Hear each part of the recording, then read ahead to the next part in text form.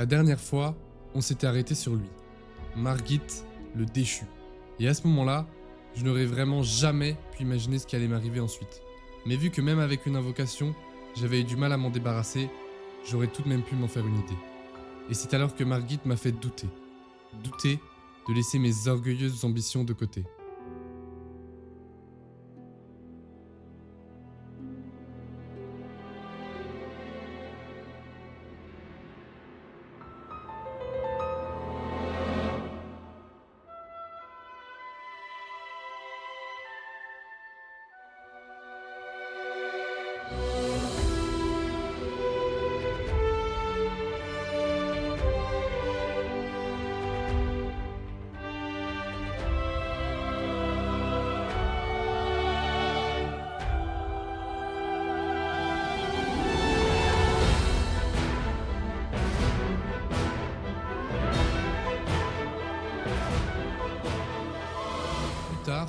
En y réfléchissant un peu, je me suis dit que je ne pouvais pas laisser tomber un jeu qui s'annonçait aussi incroyable juste à cause du seul facteur de difficulté. Je n'étais peut-être pas le plus grand joueur de jeux vidéo, mais j'avais un avantage, ma détermination. Alors j'ai décidé de reprendre ma manette, de relancer mon jeu et de rentrer dans ce foutu château.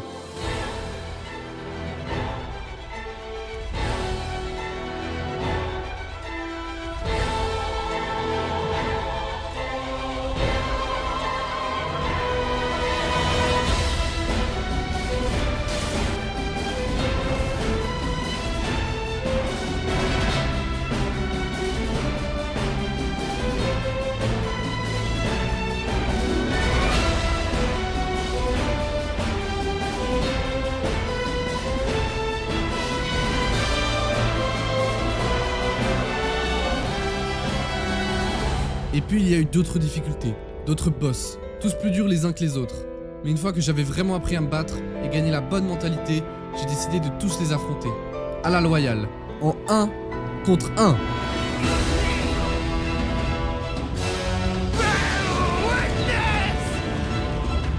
My dearest demigod of the shattering awaits you!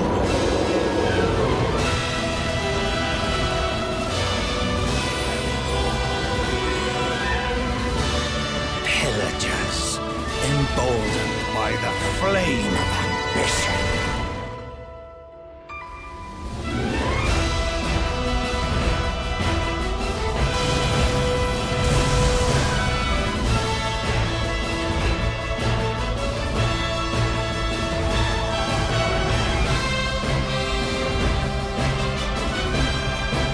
Distant death shall not be stolen again.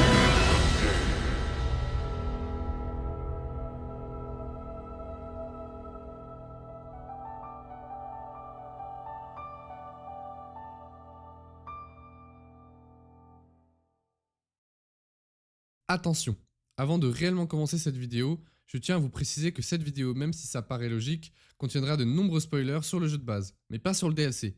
Donc si vous ne souhaitez pas être spoilé, je vous invite à quitter la vidéo et à revenir lorsque vous aurez terminé le jeu. A la base, je voulais que cette vidéo ressemble à la précédente, une sorte de best-of, une session de jeu plus ou moins dense avec des touches humoristiques pour la rendre agréable à regarder. Puis quand j'ai vu la longueur du jeu, j'ai vite abandonné cette idée. Je ne voulais pas que ma chaîne soit consacrée à Elden Ring, même si je le trouve tout simplement magistral. Donc je me suis vite tourné vers ce format, condenser une partie beaucoup plus conséquente du jeu, en l'occurrence la quasi-totalité, en vous donnant l'occasion de vous montrer que j'étais capable de faire une vidéo au format un peu plus travaillé et recherché.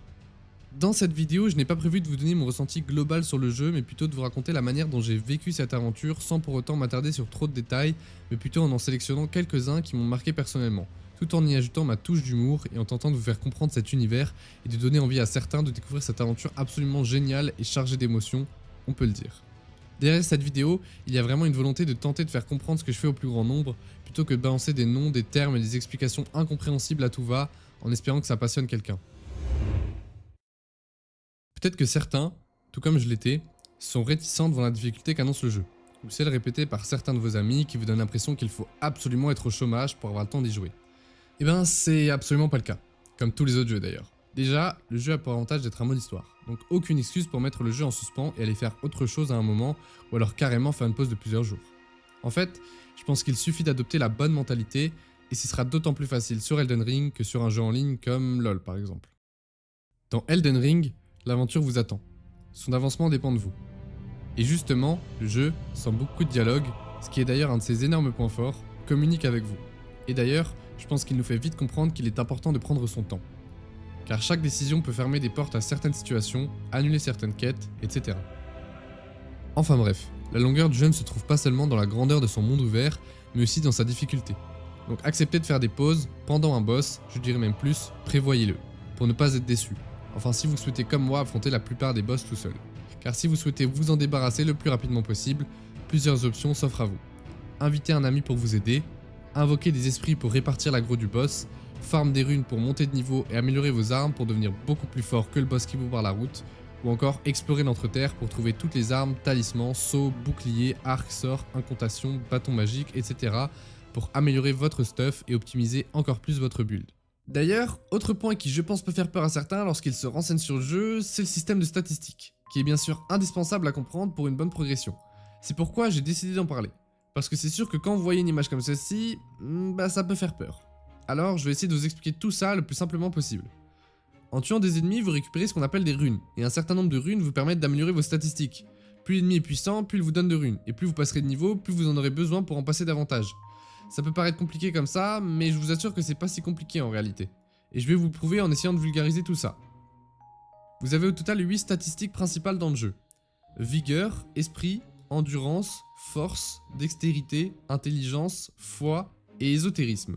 Les 3 premières statistiques, vigueur, esprit et endurance, sont matérialisées de 2 manières différentes. Premièrement, par les 3 barres horizontales de couleur présentes en haut à gauche de votre ATH tout au long de votre aventure, dans l'ordre dans lequel elles sont énumérées. En premier, en rouge, est indiquée la vigueur, qui représente en réalité les points de vie.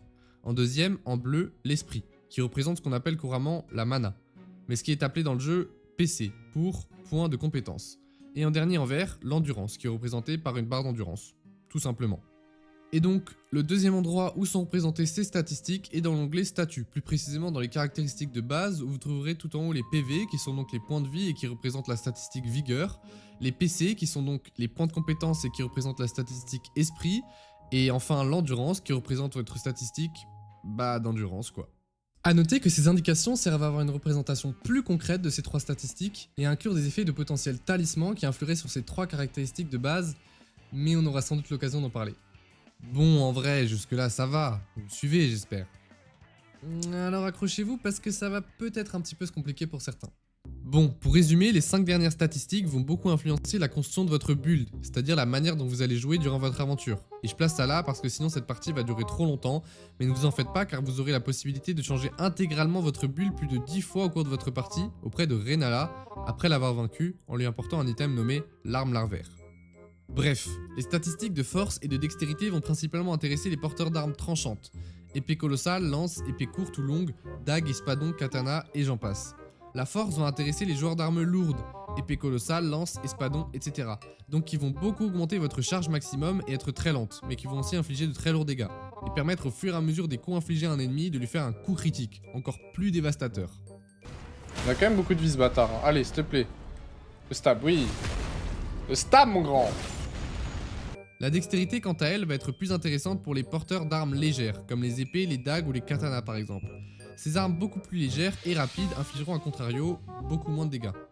La statistique d'intelligence ne va intéresser globalement que les joueurs de magie ou d'armes magiques. Et les statistiques de foi et d'ésotérisme vont être intéressantes aussi bien pour les joueurs d'armes classiques que pour les magiciens, car elles permettent principalement d'utiliser des sceaux, outils permettant à faire des incantations qui sont en réalité des buffs, augmentation de statistiques ou de résistance à certains types de dégâts, efficaces généralement pour des durées limitées, même si certaines armes prennent aussi en compte l'ésotérisme dans leur bon maniement, mais c'est pas très important. En fait, une fois que vous aurez compris tout ça, vous serez quasiment capable de construire votre build tout seul, sans être obligé de suivre des vidéos YouTube à chaque fois que vous souhaiterez modifier quelque chose. En effet, sur chaque sort, incantation ou arme est indiqué là où les statistiques sur lesquelles elles sont basées. Donc basiquement, si je prends l'exemple du grand espadon, vous savez que s'il est indiqué qu'il est basé d'abord sur la force, car elle a une meilleure note dans cette catégorie, et ensuite sur la dextérité, vous saurez qu'améliorer ces statistiques augmentera les performances de cette arme. C'est aussi simple que ça. Certaines armes vous demanderont même un nombre de points minimum dans une statistique pour pouvoir être maniées correctement. Bon, alors j'espère que j'ai réussi à vous faire comprendre les principes de ce système assez complexe en apparence. Ce qui est dommage je trouve, c'est qu'un système aussi difficile à assimiler cache vraiment un gameplay absolument fantastique. aussi bien par sa fluidité que par son efficacité. Mis à part sur certains boss comme les dragons et le géant de feu, le système de caméra reste quand même plutôt bon, sans quoi il serait impossible d'affronter un boss dans de bonnes conditions. Et tous les joueurs savent à quel point c'est satisfaisant d'infliger un coup critique sur un boss qui fait 3 fois notre taille, de venir à bout d'un ennemi grâce à un effet de saignement provoqué de manière inespérée, ou encore d'esquiver une attaque dévastatrice grâce à une simple roulade bien timée.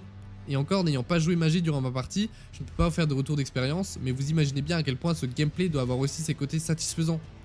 Honnêtement, je pense que le gameplay d'Elden Ring est un de ses plus gros points forts, même s'il n'a que très peu de défauts. A titre de comparaison, il y a quelques jours, j'ai commencé la version Director's Cut de Ghost of Tsushima sur PC, et même si je sais qu'ils ne sont pas 100% comparables, bien qu'ils disposent de décors à couper le souffle, je trouve le gameplay beaucoup moins fluide. Les attaques des ennemis sont beaucoup moins compréhensibles, ce qui est d'ailleurs le cas de nos propres esquives. Enfin bref, un excellent gameplay n'est pas donné à tous les jeux, mais il l'est pour Elden Ring, donc soyons-en reconnaissants. Avant de continuer avec la vidéo, maintenant que j'y pense, même c'est vrai que je n'ai pas trop pris le temps de vous demander tout ça dans mes précédentes vidéos, mais ça m'aiderait franchement à garder la motivation de continuer à en faire. Alors s'il vous plaît, si vous appréciez mon contenu, abonnez-vous à la chaîne pour suivre mes aventures et likez cette vidéo si vous l'avez kiffé. Mais surtout, ce qui me ferait vraiment plaisir, c'est de vous voir vous exprimer en commentaire, sincèrement. Par rapport à cette vidéo ou à n'importe laquelle de mes autres vidéos, si vous avez n'importe quelle critique constructive à me faire sur la vidéo ou sur ma chaîne YouTube en général, n'hésitez pas à me le faire savoir en commentaire. Et pour cette vidéo, si vous avez envie de partager votre avis sur votre manière à vous d'avoir compris et ou vécu le jeu, faites-le moi savoir. En fait, je trouve que les commentaires permettent de donner vie à son audience, beaucoup plus que des vues ou des likes, parce que ça prouve que vous existez et si vous prenez le temps d'écrire quelques mots, ça prouve que vous êtes impliqué dans mon travail. Ce qui serait hyper gratifiant pour moi. Je pense que vous pouvez deviner que faire des vidéos, les poster et se rendre compte que ça n'intéresse personne, ce n'est pas hyper motivant sur le long terme. Si j'ai créé cette chaîne, c'est avant tout pour donner mon avis sur plein de choses et pouvoir échanger avec des personnes qui le partagent ou pas, tout dans le respect de l'autre, bien évidemment. Alors je me répète, mais n'hésitez vraiment pas à vous manifester dans les commentaires, ça m'aiderait beaucoup. Bon, maintenant que j'ai parlé du gameplay, j'aimerais parler d'un autre aspect du jeu qui peut faire peur à première vue, le genre et la direction artistique. En effet, Elden Ring est un jeu de dark fantasy, un genre qui, à la différence de la fantasy classique, va aborder des thèmes et donner vie à des histoires et à des personnages plus sombres. Ce qui peut pour certains complexifier l'univers et donner l'impression que les développeurs se sont tous partagés une énorme chicha avant d'entamer le chara-design de chaque boss. Ouais, vous avez compris le délire quoi. Enfin bref, malgré les thèmes musicaux et les boss qui sont vraiment sombres, à l'image du premier château auquel je manque d'accéder à la fin de la première vidéo, et du demi-dieu qui l'abrite, Godric le Greffé.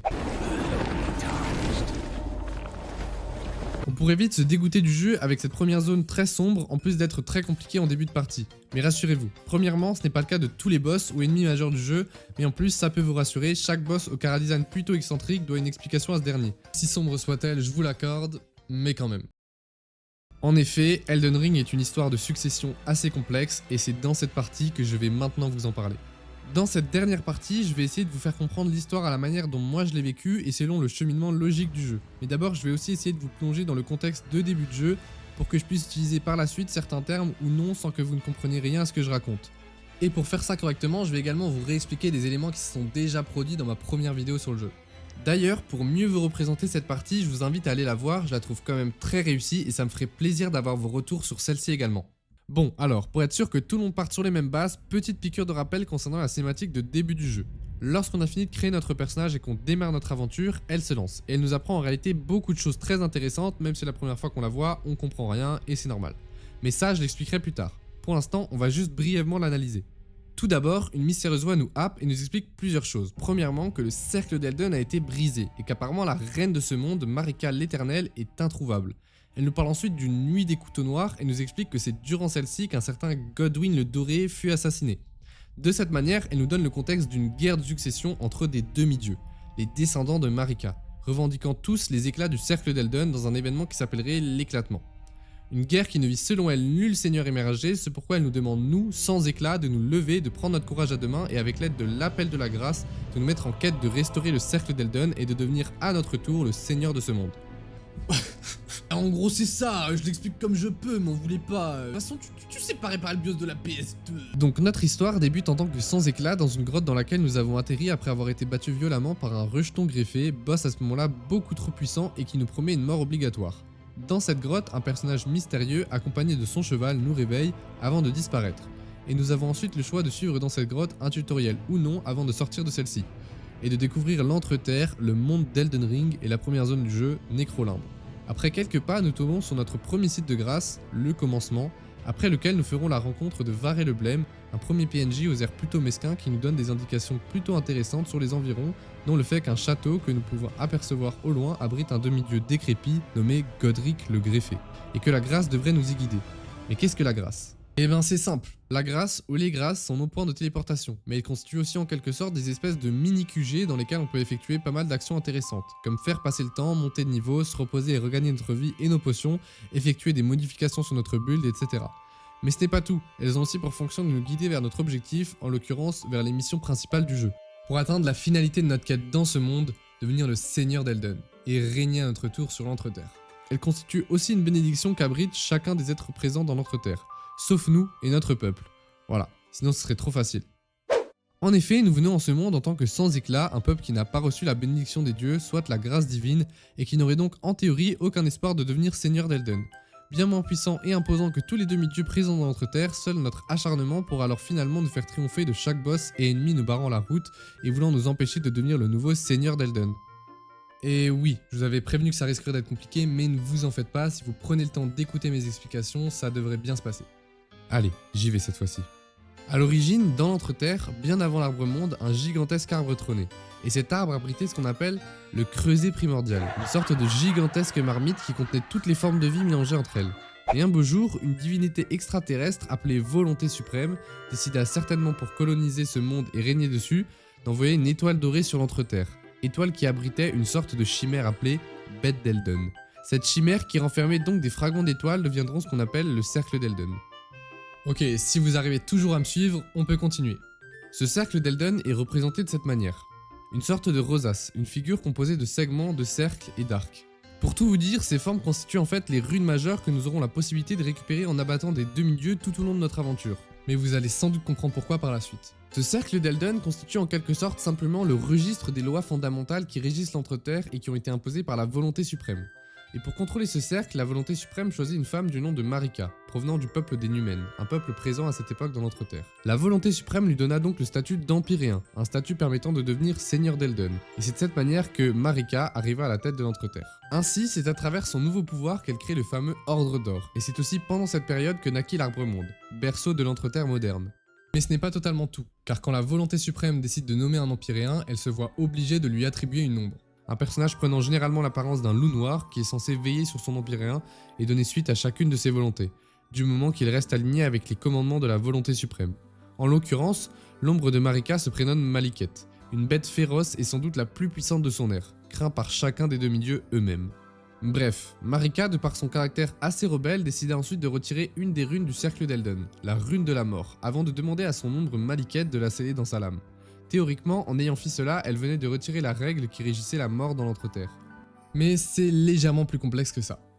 Marika n'a pas retiré la mort de son monde, mais bien ce qu'on appelle la mort destinée, et seulement pour les Empyréens. En gros, à partir de ce moment-là, seuls les Empyréens peuvent vraiment mourir, et seulement par la lame de Maliket. Donc pour résumer, Marika devient surpuissante grâce à ce gros coup de poker. Et donc voilà en résumé la situation initiale créée par Marika et bien sûr la Volonté Suprême. Mais là, on n'arrive toujours pas à la situation initiale de début de jeu. Bon, je sais, c'est compliqué, même moi je comprends pas tout, mais je vais essayer de vous expliquer. Une fois l'Ordre d'Or créé et la rune de la mort placée dans l'épée de Maliket, plusieurs guerres éclatèrent du fait de la menace que représentait maintenant Marika sur les autres peuples présents dans l'Entreterre.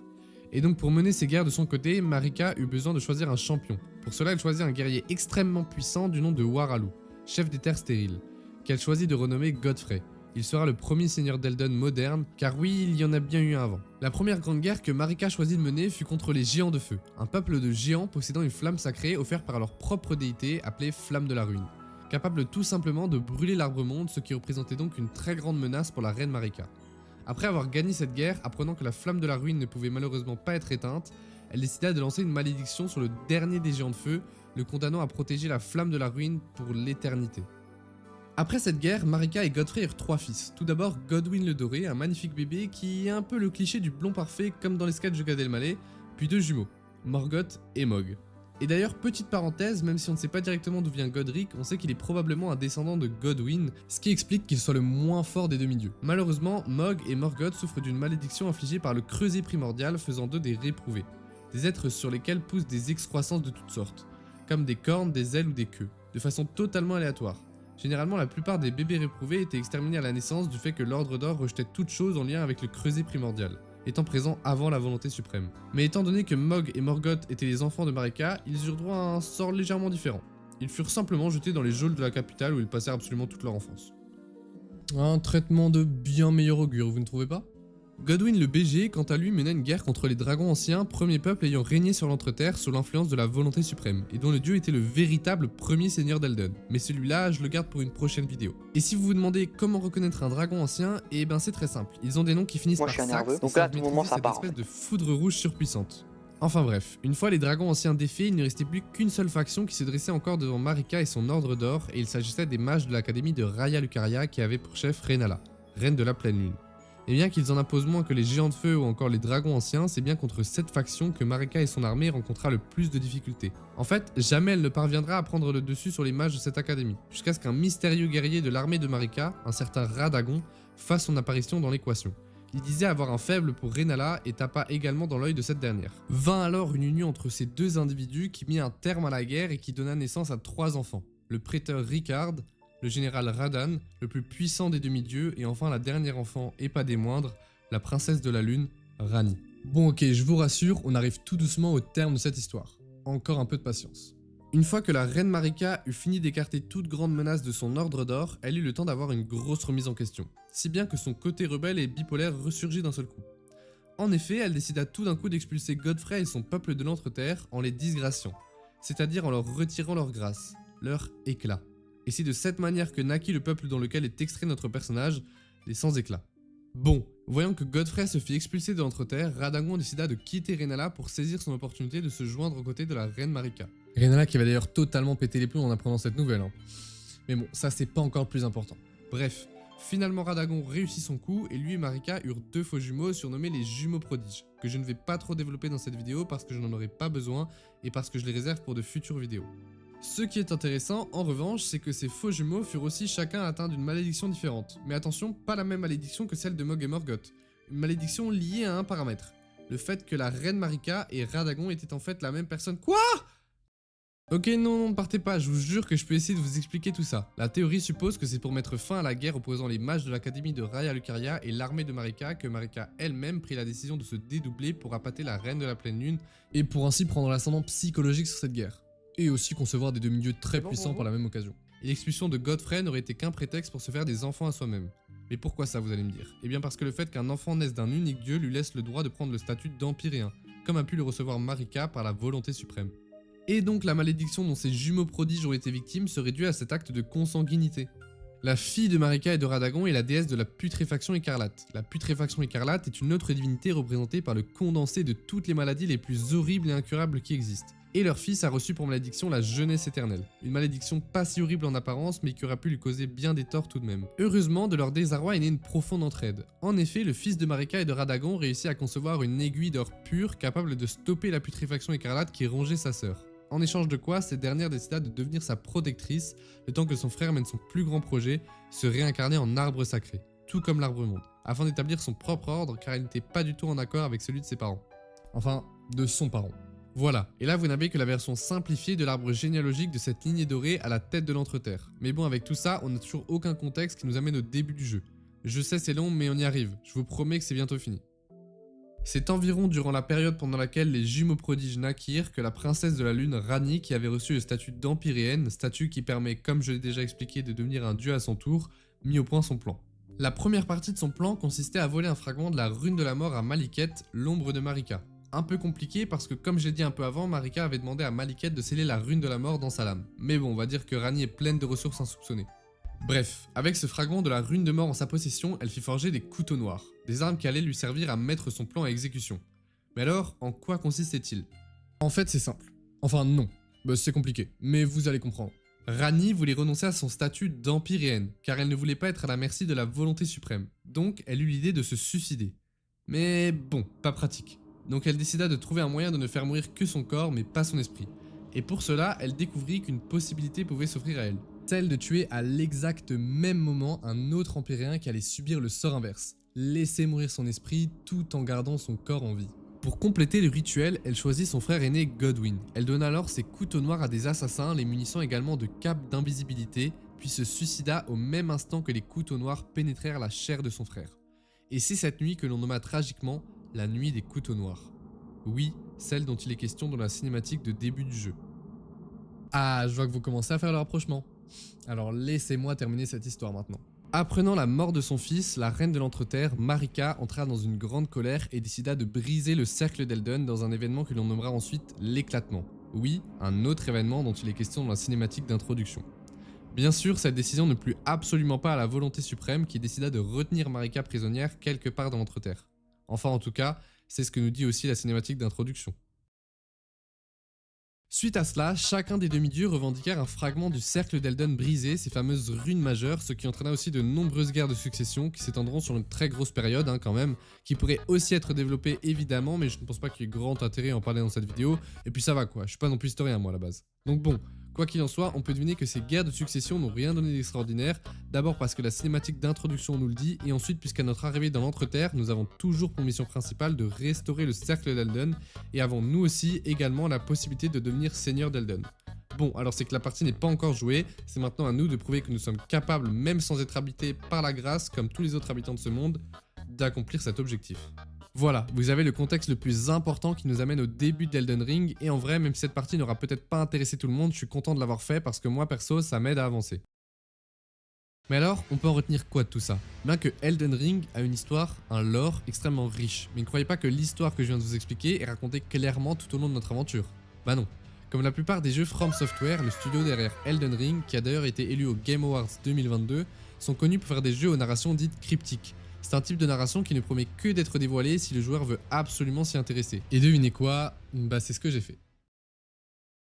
Parcourir l'Entreterre à la recherche du moindre indice me donnant accès à des petites parties d'histoire, c'est ce qui m'a amené à arriver à la fin de ma run à un total de 160 heures de jeu. Oui, c'est énorme. Ne m'étant pas fait spoil sur les événements et l'histoire du jeu, ni sur son fonctionnement, ni sur les emplacements d'objets importants à récupérer, ni sur les zones et leur accès. Bon ok, peut-être pour une grande partie des boss majeurs j'ai été spoil, mais vous savez c'est pas facile à éviter alors j'ai fait ce que j'ai pu. Bref, le but pendant ma partie était de ne m'aider le moins possible d'internet. Défi qui a été, on peut le dire, assez réussi. C'était vraiment important pour moi de découvrir ce jeu sans être spoil et en s'aidant le moins possible. Car moi qui est un immense fan de Zelda Breath of the Wild, j'ai vraiment eu l'ascension de jouer à la version plus mature de ce jeu en jouant à Elden Ring. Et je crois que c'est peut-être le sentiment qui m'a fait le plus apprécier le jeu, même s'ils ne sont pas totalement comparables, sauf justement et surtout pour l'exploration très bien récompensée, cette sensation de retomber quelques années en arrière et de découvrir un jeu en monde ouvert sans savoir à quoi s'attendre devant chaque montagne, chaque château et chaque nouvelle zone découverte, m'avait vraiment manqué. Et c'est en jouant à Elden Ring que je m'en suis rendu compte. Mais bon, même si j'ai aimé l'exploration dans ce jeu, c'est pas vraiment de ça que j'ai envie de parler maintenant. Et surtout parce que c'est pas la chose la plus intéressante à regarder. Non, ce que j'ai envie de vous parler maintenant, c'est de la manière et dans quel ordre j'ai fait les missions principales de ce jeu, les demi-dieux, certaines légendes, etc. Mais aussi, et bien sûr, les zones et le chemin que j'ai emprunté. Ça vous tente un peu plus? Alors on y va.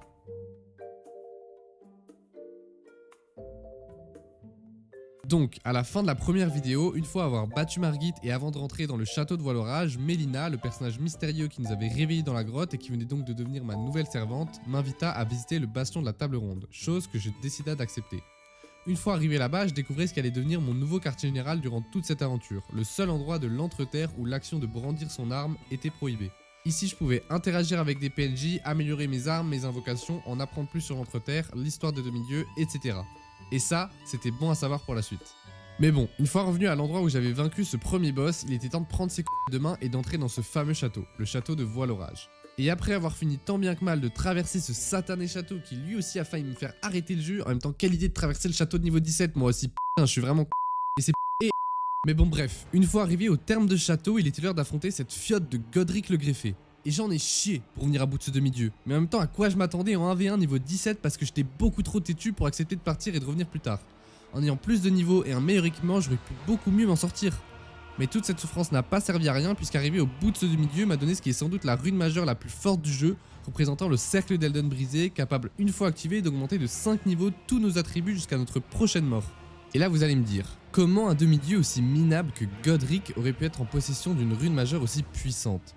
Eh bien c'est tout simplement car lors de l'éclatement, Godric, sachant pertinemment que son sang divin bien dilué ne lui permettrait jamais de tenir tête aux autres demi-dieux, fit le choix de voler cette rune et de fuir la capitale déguisée en femme à l'aide d'un voile mimétique durant une attaque lancée sur cette dernière, avant de se réfugier dans ce château jusqu'à ce que je vienne l'y déloger. Avant de continuer, petite précision sur les runes majeures. Lorsqu'on défait un demi-dieu, il nous laisse sa rune majeure. Mais le problème, c'est qu'à ce moment-là, ses pouvoirs se désactivent. Il faut alors chercher une immense tour à proximité, appelée tour divine, au sommet de laquelle nous avons la possibilité de la réactiver. Et c'est pareil pour chacune des runes majeures. Bon, une fois cette pourriture vaincue, j'ai quelque peu exploré la zone de Nécrolimbe, avec l'aide bien sûr de mon cheval Torrent. Pour rappel, c'était le cheval de Mélina qu'on peut directement apercevoir lorsqu'elle nous réveille dans la grotte, et qu'elle nous a gentiment confié pour toute notre aventure, juste avant d'arriver au château. Bref, en explorant la zone, je suis notamment allé récupérer une arme très puissante, le croc du limier, suite au conseil de quelqu'un que vous avez déjà vu plusieurs fois sur la chaîne, mon pote Arthur. Et d'ailleurs merci encore à lui pour m'avoir coaché tout au long de ma partie. Pour la récupérer, il m'a fallu venir à bout d'un certain chevalier limier, l'ennemi porteur de cette arme redoutable. Le croc du limier est un espadon courbé infligeant de lourds dégâts, mais pas seulement. En fait, cette arme tire sa puissance dans la statistique force et la statistique dextérité. D'ailleurs, c'est là que vous pouvez comprendre pourquoi je vous expliquais à quoi correspondent les différentes statistiques en début de vidéo. La statistique force lui permet d'infliger de gros dégâts de posture, ce qui permet au bout d'un certain temps de mettre à terre son ennemi et de lui infliger une grosse patate de forain. Et la statistique dextérité lui permet aussi d'infliger du saignement. Pour la faire courte, dans le jeu, il y a plusieurs effets que nous ou nos ennemis pouvons infliger via des armes, comme le poison, la congélation, la putréfaction écarlate, la malmort et aussi le saignement. Le saignement est un effet très pratique et satisfaisant dont le croc du limier dispose. C'est pour ça que beaucoup de joueurs dont moi aiment jouer avec. Le saignement a pour effet, si vous arrivez à infliger plusieurs coups à l'adversaire dans un délai relativement court, de lui infliger un effet critique qui va lui enlever beaucoup plus de points de vie représenté par le fait que l'ennemi va se mettre à saigner. Mais c'est pas tout. La dernière raison pour laquelle le croc du limier est une arme très intéressante est son attaque spéciale. Dans le jeu, on appelle ça une cendre de guerre, mais pour vous simplifier la vie, je dirais toujours attaque spéciale. Bref, son attaque spéciale est appelée finesse du chevalier limier. Elle permet d'attaquer, de faire un grand pas en arrière, puis de faire un grand dash en avant pendant lequel on est invisible et invincible, et enfin de donner un dernier coup. Tout ça en une seule attaque, si c'est pas magnifique. Bref, j'ai utilisé cette arme pendant presque toute l'aventure et elle est trop forte. Récupérable en tout début de partie et efficace dans quasi toutes les situations. Et pourtant il existe un peu plus de 300 armes différentes dans le jeu, c'est pour vous dire. Bon, il était maintenant temps pour moi d'accéder à la zone de Lurnia, accessible après avoir battu Godric pour trouver au beau milieu de celle-ci l'académie de Raya Lucaria, celle contrôlée par la reine de la pleine lune, Rennala. Alors après m'être creusé le cerveau pour pouvoir y entrer puis pour la traverser, je trouva finalement l'endroit où se cachait Rennala, la grande bibliothèque de l'académie. On l'y avait enfermée après s'être rendu compte qu'elle s'était mise à mener des expériences bizarres consistant à enfanter par dizaines des enfants grâce à la rune majeure que Radagon lui avait donnée après son départ pour rejoindre la reine Marika. La rune majeure de l'enfant à naître. Une rune majeure que j'ai d'ailleurs obtenue super facilement après avoir one-try Rennala. Parce que oui, entre temps j'avais pris des niveaux, faut pas déconner. Après Rennala, j'ai eu envie de me mesurer à Radan, le fléau des astres. Jadis le demi-dieu le plus puissant d'entre tous avant qu'il ne soit fortement affaibli par la déesse de la putréfaction écarlate lors d'une bataille ayant eu lieu lors de l'éclatement. Pour cela, il me fallut traverser la région de Kaelid, l'allégorie des enfers, pour atteindre le château du Lion Rouge près duquel se trouvait Radan. Mais c'est encore pas tout. Pour m'aider dans ma quête, même si je ne le savais pas encore à ce moment-là, j'ai besoin de compléter une bonne partie de la quête de Ranni. Et oui, elle est bien présente dans le jeu. Pour communiquer avec nous, elle utilise une poupée dont elle se sert pour loger son esprit. Elle apparaît d'abord dès le début du jeu à Nécrolimbe sous le nom de Rena et nous donne la cloche de Mans d'Esprit nous permettant d'utiliser des invocations. Puis nous pouvons ensuite la recroiser après avoir traversé le manoir de Caria dans la région de Lurnia. Nous la trouvons au sommet de sa tour où elle nous révèle sa véritable identité avant de nous demander si nous souhaitons participer à sa quête. Nous acceptons et nous annonce que nous ferons désormais équipe avec ses présents associés dont un certain Blade, ou Blyde. Moi je dis Blade mais peu importe. Son nombre. C'est à ses côtés que nous devrons remplir une série de quêtes assez farfelues pour finalement que Blade m'indique qu'il a entendu parler d'un festival se tenant au château du Lion Rouge. Selon lui, une occasion unique de se mesurer au grand Radan. Une fois arrivé au château du Lion Rouge, Blade, sur place, m'indique qu'il est bien prêt à affronter le fléau des astres et qu'il a même réuni plusieurs autres guerriers pour maximiser nos chances de le vaincre. Pas hyper fun, mais bien utile quand on voit la puissance du machin, et encore, heureusement qu'il n'était pas à son prime. Radan à terre, une énorme pluie d'étoiles accompagnée d'une météorite s'abattit sur la map, à l'est de Nécrolimbe. En fait, Radan était tellement puissant qu'il était devenu capable de contrôler les astres, c'est pour ça qu'une fois terrassés, ils se sont tous écrasés sur la terre. Une fois sur place, un immense cratère s'étendait devant moi. Intrigué, je décida de rentrer à l'intérieur et y découvrir la ville de Nokron dans les profondeurs. Une zone assez utile puisqu'elle me permet de débloquer la larme imitatrice, sans doute l'invocation la plus puissante du jeu. Un double de moi pouvant utiliser contre les boss toutes mes aptitudes en plus d'avoir une très grosse barre de vie. Elle me fut utile pour les boss les plus impertinents on va dire. À part ça, une belle zone assez chargée d'histoire contenant quelques boss intéressants dont un cerf royal mais sinon rien à se taper le cul par terre quoi. Pourquoi je dis cette expression là ? Bon, une fois remonté à la surface, je décide ensuite de me rendre sur le plateau d'Altus, une zone plus en hauteur que les zones visitées jusqu'à maintenant, accessible par le grand ascenseur de Dectus que j'ai pu utiliser après avoir réuni les 2 parties du médaillon de Dectus en explorant l'Entreterre.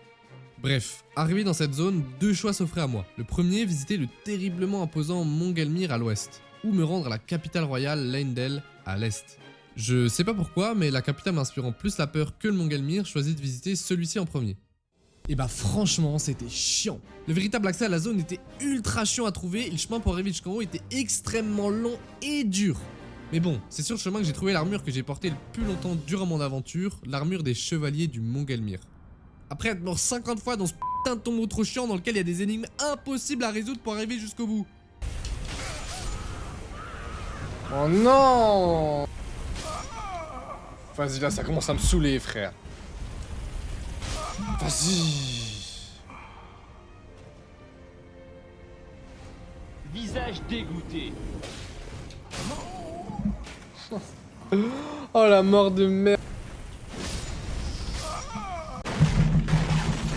Bref, une fois arrivé en haut, me voilà devant l'imposant manoir du volcan, un repère tout aussi fourbe et insupportable que son hôte, le demi-dieu Rykard, aîné de la fratrie de Rennala et de Radagon.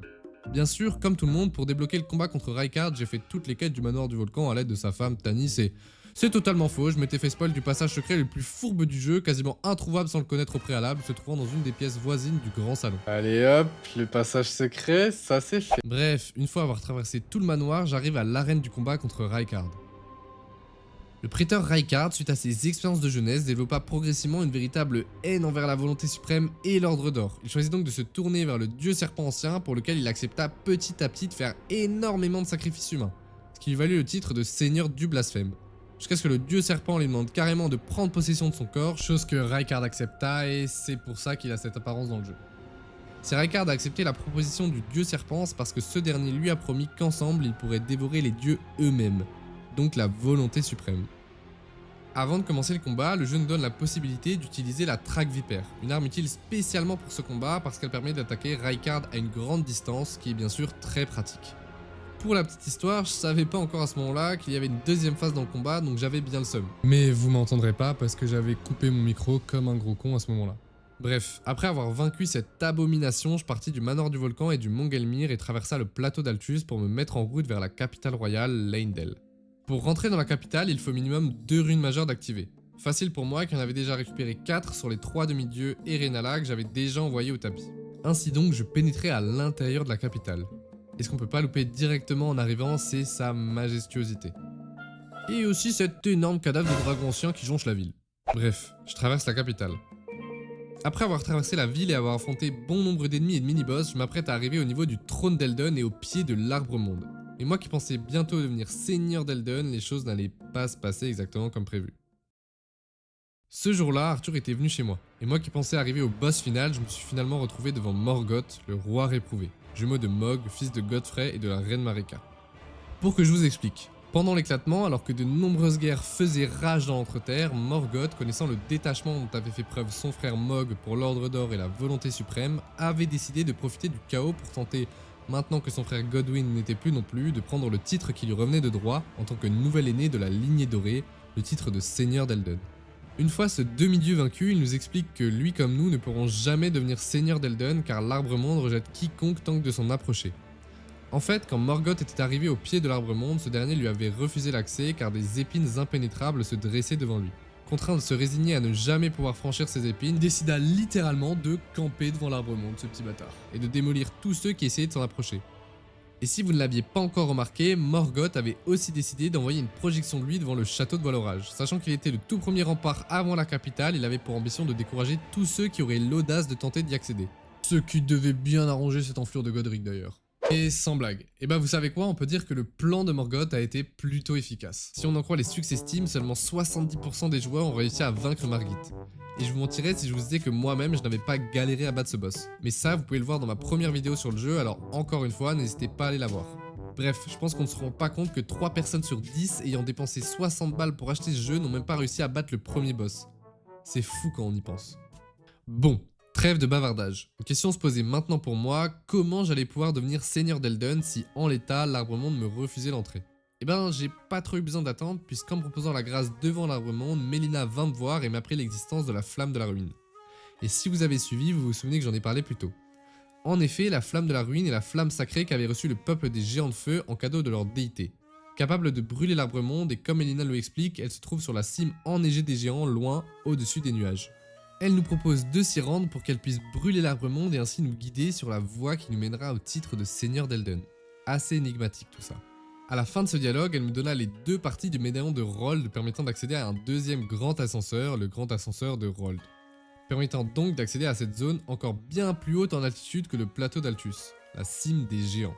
Ainsi, je me mets en route pour ce grand ascenseur après avoir fait un détour pour activer la rune majeure de Morgoth, 5ème rune majeure restaurée à mon actif. Arrivé aux portes de cet ascenseur, une gargouille adepte de la lame d'ébène vint me barrer la route, un ennemi redoutable. D'ailleurs, ce n'est pas la première que j'ai pu croiser dans l'Entreterre, puisqu'une autre d'entre elles gardait en Kaeli d'une architecture nommée Sanctuaire Bestial. Cette dernière abritait une grande créature sous une immense cape appelée Claire Bestiale, une créature d'ailleurs qui adorait se gaver de morte-fleurs. Le jeu nous explique que les morte-fleurs sont apparues après l'assassinat de Godwyn. Comme je l'ai dit un peu plus tôt, Ranni voulait se débarrasser de son corps tout en gardant son esprit libre, ce qui impliquait de tuer un autre empyréen qui subirait le sort inverse. Ainsi, après la mort de Godwyn, des restes de la rune de la mort se répandirent dans l'Entreterre via les racines souterraines de l'arbre monde, et se manifestèrent à la surface sous forme de plantes que l'on surnomma morte-fleurs. Et donc ce Claire Bestial en raffole, hein. Je me demande pourquoi. Et quelle est cette lame d'ébène dont toutes ces gargouilles sont adeptes? Trop de questions. Mais bon, je m'égare à nouveau totalement là. Bref, après cet ennemi terrassé, je pus enfin prendre cet ascenseur qui m'emmena à cette fameuse cime des géants. Une zone pour le moins immense et remplie d'ennemis redoutables, dont des colosses, un dragon particulièrement agaçant et bien d'autres. Après avoir traversé cette région, je me rapprochais bientôt du sommet. Mais avant de l'atteindre, je vis une église devant laquelle un ennemi m'envahit, un certain Okina.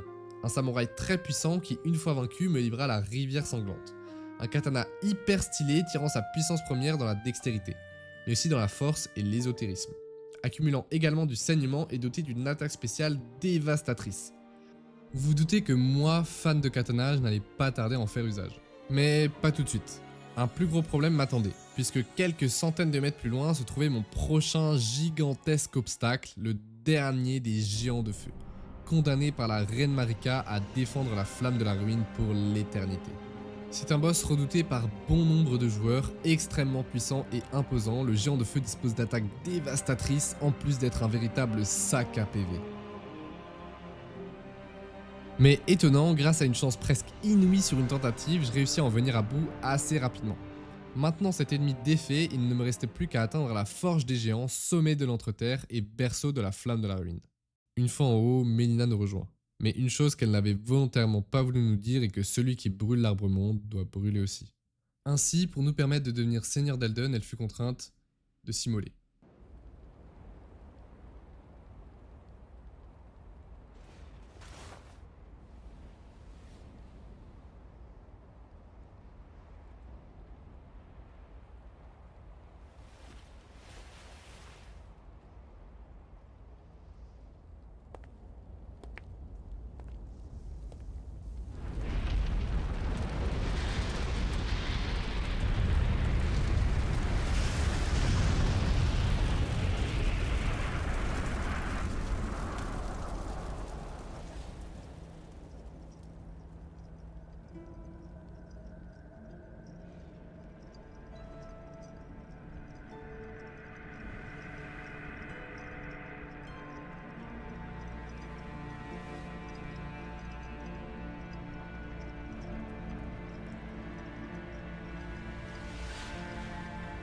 O Erd Tree, you shall burn.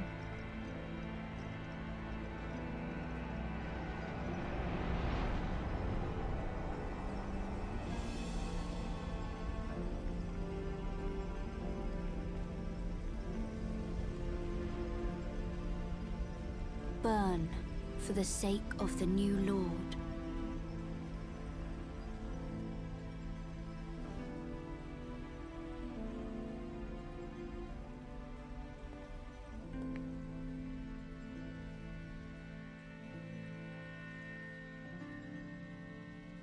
Thank you for guiding me here.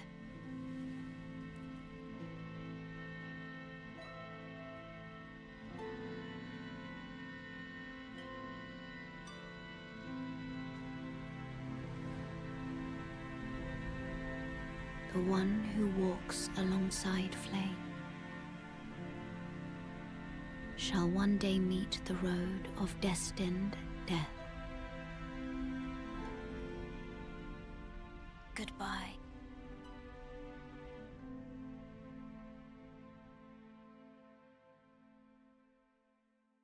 À ce moment-là, je vais pas vous cacher que j'étais plutôt triste. Meina est la première personne qui nous a tendu la main dans l'Entreterre, nous confia Torrent sans qui l'aventure n'aurait jamais été possible, et se dédia à nous pour être notre servante et pour pouvoir ainsi nous guider durant toute notre aventure sans jamais nous trahir ou même nous induire en erreur. Elle m'a même aidé à battre Morgoth, comme Roger m'avait aidé à battre Margit avant elle. Bref, c'était clairement mon personnage préféré. Mais bon, après toute l'horreur que m'avait montré ce jeu jusqu'à présent, la mort ne paraissait même plus si tragique. Et de toute façon, je fus vite contraint de passer à autre chose, puisqu'après la mort de Meina, je me réveillais dans un endroit aux allures totalement oniriques. Mais la première question que je me posais à cet instant fut « Pourquoi ? Pourquoi ai-je atterri ici alors que l'arbre monde devait maintenant être en train de brûler ?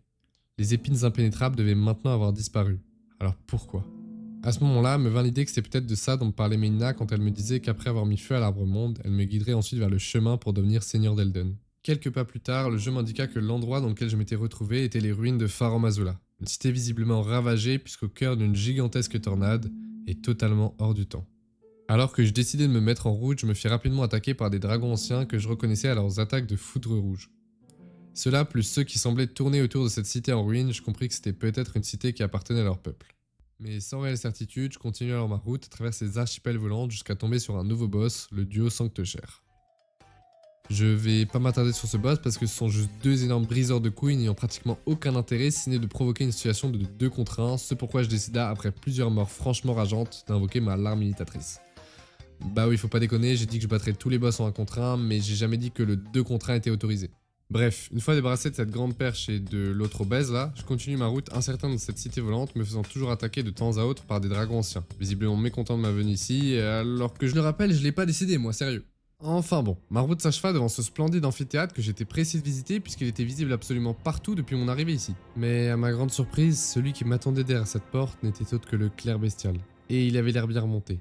Mais avant que je n'eus le temps de me poser plus de questions, il me roua de coups et me renvoya de là où j'étais venu. Sans plus de pistes, je tentai alors de le défaire, pendant un certain temps jusqu'à enfin arriver à lui enlever la moitié de ses points de vie, après quoi il fit un pas en arrière et décida de me révéler sa véritable identité, en enlevant sa grande cape.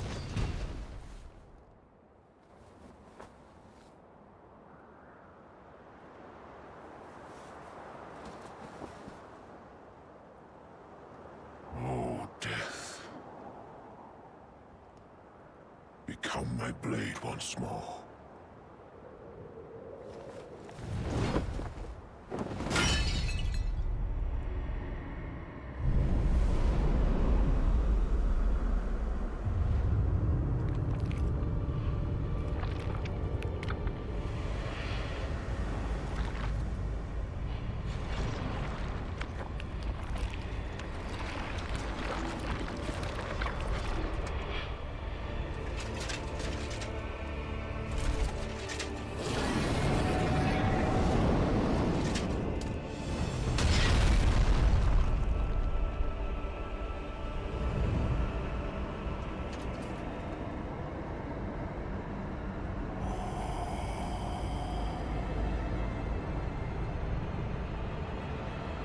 Pendant tout ce temps, le clerc bestial avec qui j'avais autrefois pu dialoguer n'était autre que Maliketh, l'ombre de Marika, détenteur et protecteur de la rune de la mort qui était scellée dans sa lame, la lame d'ébène.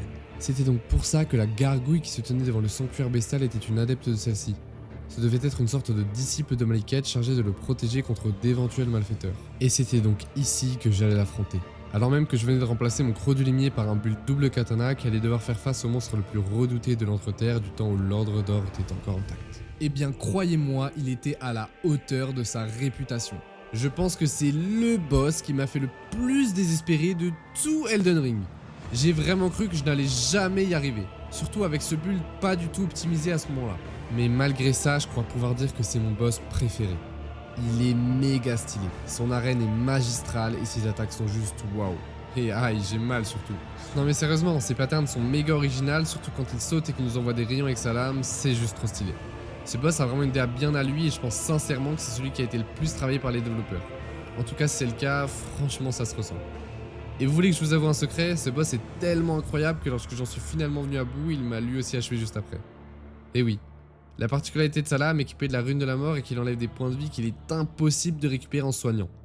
Et en plus des dégâts juste abusés qu'il inflige, sa lame nous fait aussi des dégâts sur la durée. Oui, Maliket est juste surpuissant.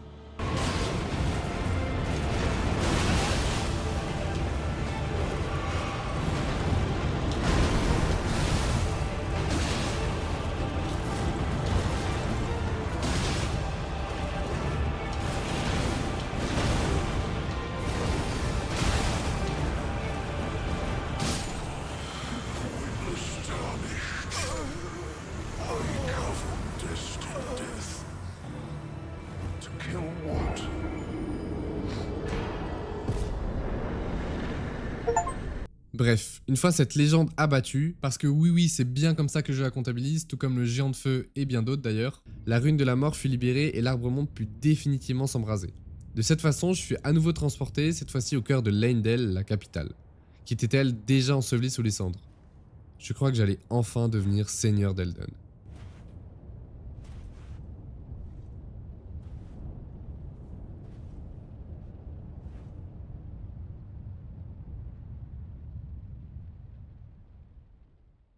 Happé par cette nouvelle, je me mis une nouvelle fois immédiatement en route pour le pied de l'arbre monde, avant de tomber sur Gideon, un sans-éclat tout comme moi, présent durant toute mon aventure au bastion de la table ronde, disant vouloir qu'on s'entraide à accéder au titre de seigneur de l'Entreterre. C'était finalement un redoutable utilisateur de magie qui s'était avéré assez compliqué à battre, mais bon, après avoir affronté Maliket, c'était pas ce petit perturbateur qui allait me pousser à renoncer si proche du but. Après l'avoir vaincu, je me remis en route, toujours en direction du trône. J'étais presque arrivé jusqu'à ce que je croise un PNJ fantôme répétant quelque chose qui me fit froid dans le dos. Il est de retour, notre seigneur est enfin revenu. Le premier des seigneurs brandira à nouveau le cercle d'Elden. Et c'est donc tremblant que j'atteignis le trône et franchis une porte avant de découvrir qu'en effet, pour une raison que j'ignorais, Godfrey, le premier seigneur d'Elden, était de retour dans l'Entreterre et avait aussitôt repris son trône, voulant s'imposer à moi comme le dernier rempart devant le seul accès à l'arbre monde et à mon titre de seigneur d'Elden.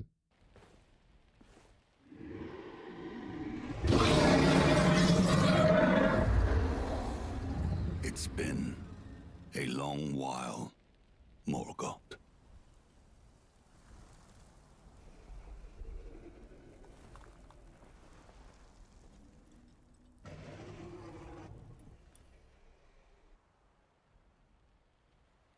Long and hard didst thou fight, tarnished warrior, spurned by the grace of gold.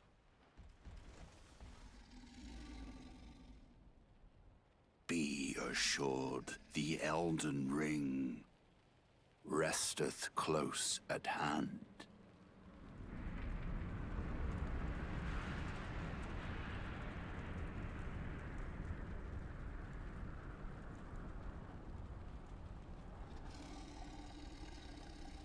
Alas, I am returned.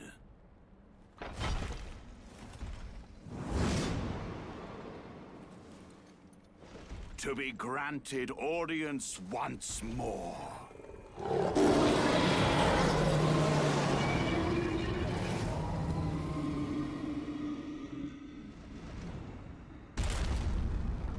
Upon my name as Godfrey, the first Elden Lord.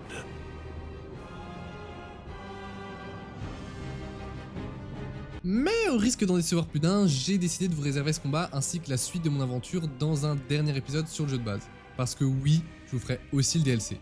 Je sais, je suis trop cool. Parce que oui, à l'heure où je vous parle, j'ai commencé le DLC d'Elden Ring, Shadow of the Earth Tree, centré sur l'histoire d'un des jumeaux prodiges et franchement c'est super dur. Mais ça envoie aussi du très lourd, alors j'espère que vous serez chaud pour la suite parce que ça va vraiment être fou. Bon, et ben voilà, c'est déjà, ou plutôt enfin la fin de cette vidéo, j'espère qu'elle vous aura plu. Je pense que mi bout à bout, elle m'aura pris 2 bons mois de travail quand même. Donc encore une fois, n'hésitez pas à m'apporter un maximum de soutien en vous abonnant à la chaîne, en likant cette vidéo, en bombardant l'espace commentaire de tous vos retours et tous vos conseils, et aussi à partager la vidéo à vos potes ou à des gens qui seraient intéressés par ce genre de contenu, ça m'aiderait vraiment beaucoup. N'oubliez pas que je live aussi assez régulièrement, soit sur Twitch, soit sur TikTok. En ce moment, c'est un peu plus sur TikTok, vers 21h, 22h par là. Mais ne vous en faites pas parce que généralement, je fais des posts sur YouTube ou des stories sur Insta et TikTok pour vous prévenir. D'ailleurs, ces réseaux s'affichent aussi à l'écran et vous pouvez les retrouver absolument tout le temps puisqu'ils sont inscrits aussi sur ma bannière. Voilà. Il est maintenant temps pour moi de vous laisser. J'espère pouvoir vous sortir la suite de cette vidéo le plus vite possible parce que malgré que celle-ci était l'exercice le plus long et laborieux que j'ai fait jusqu'à maintenant, ça a été aussi le plus cool et enrichissant. Et puis il y a quand même encore le boss final à battre et puis d'abord Godfrey. Mais en fait, quoique, je crois qu'il en manque encore un autre, non? Et puis c'est vrai qu'il y a quand même toute une partie de la map que j'ai pas encore découverte. I am Melania, Blade of Mikola.